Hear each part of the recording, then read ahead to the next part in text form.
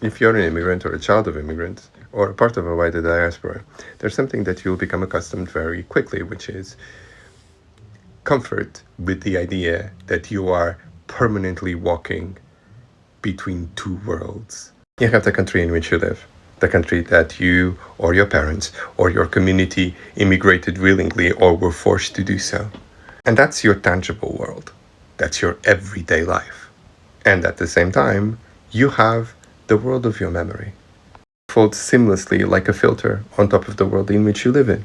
And this is a world of the landscapes that you remember, or the landscapes that you and yours left to imagine. And it is a reality that is as beautiful as it is painful.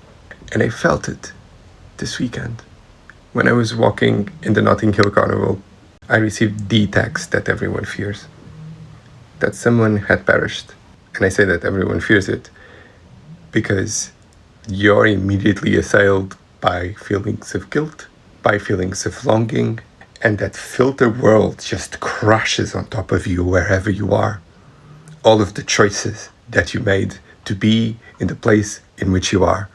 And I was in the middle of the parade surrounded by people on all sides. And I couldn't go further to the end of the parade quickly enough because there was an ocean of persons in front of me.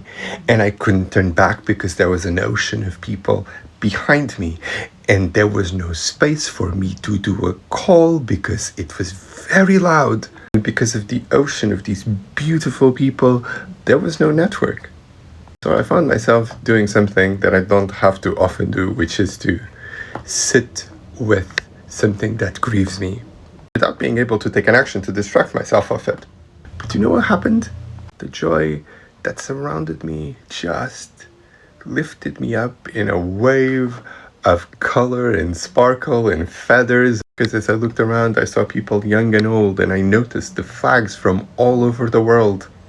And then I remembered that the reason why the carnival was made in the first place was for people to be able to have a space in which they could just be, because they were in an inhospitable place in which they had to perform. And in those days, they could just exist. I just let myself exist on a second and celebrate the joy of the life of the person that was lost and how they would have loved to be there.